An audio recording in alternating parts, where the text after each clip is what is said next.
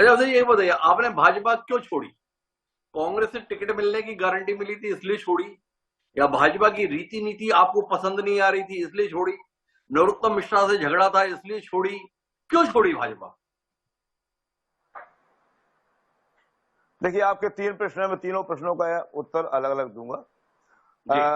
कांग्रेस से टिकट का आश्वासन मिला, यह भारतीय जनता पार्टी छोड़ने का कारण नहीं था जी। कांग्रेस ने मुझे टिकट दिया, इसके लिए मैं उनका आभारी हूं।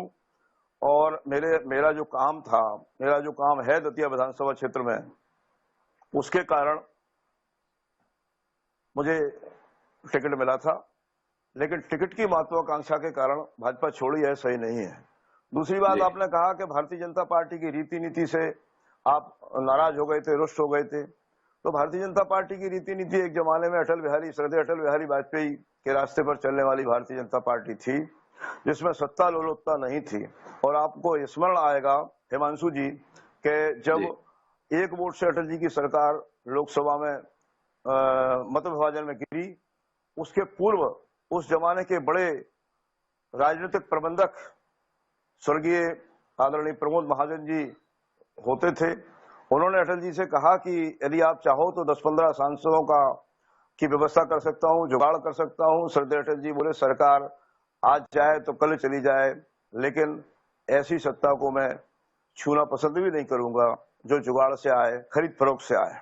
एक वो भाजपा थी श्रद्धेय अटल बिहारी वाजपेयी की। आज की भाजपा है, आपने जैसा अभी कहा कि कांग्रेस की सरकार 2018 में बनी और गिरा दी गई, तो वो कैसे ऐन कैन प्रकार सरकार आ जाए। महाराष्ट्र में ऐसे ही हुआ, कर्नाटक में ऐसा हो गया था, मध्य प्रदेश में ऐसा हुआ था 2018 में, आपने खुद उसको बताया, गोवा में हो गया, और अन्य राज्यों में भी इसका प्रयास भारतीय जनता पार्टी करती रहती थी। परिवारवाद भी भारतीय जनता पार्टी में पोषित हुआ, उसका दतिया भी एक उदाहरण है। इस वजह से लगा कि अब भारतीय जनता पार्टी में रहना उचित नहीं है, क्योंकि यहाँ कोई बात सुनता नहीं है। यहाँ एकमेव स्थिति ये बन गई है कि सत्ता कैसे प्राप्त हो, जो अटल जी के सिद्धांतों के विपरीत सब हो रहा था। तो लगा कि इसको छोड़ना चाहिए। साथ ही साथ डॉक्टर नरोत्तम मिश्रा ये प्रयास कर रहे थे कि कैसे भी हो उनका पुत्र, जिसको वो राजनीतिक उत्तराधिकारी बनाए हुए हैं, विरासत सौंपना चाहते हैं, वो दतिया विधानसभा में स्थापित हो, प्रत्याशी बने, उसका नाम हो।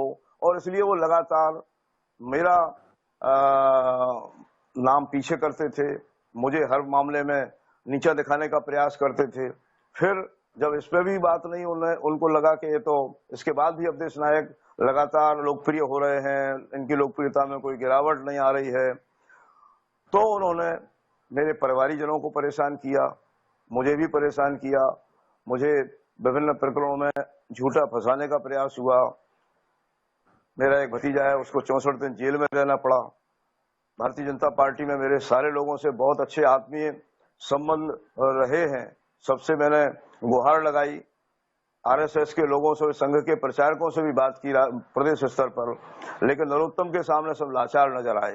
तो अटल जी की भाजपा में सब सुनते थे, और आज की भारतीय जनता पार्टी में अगर नेता कहीं हावी हो जाए, छत्रपवाद अब पनप गया है, तो नेता हावी हो जाए तो उसी की सब सुनते हैं। और छत्रपवाद के कारण भारतीय जनता पार्टी को मुझे छोड़ने पर मजबूर होना पड़ा।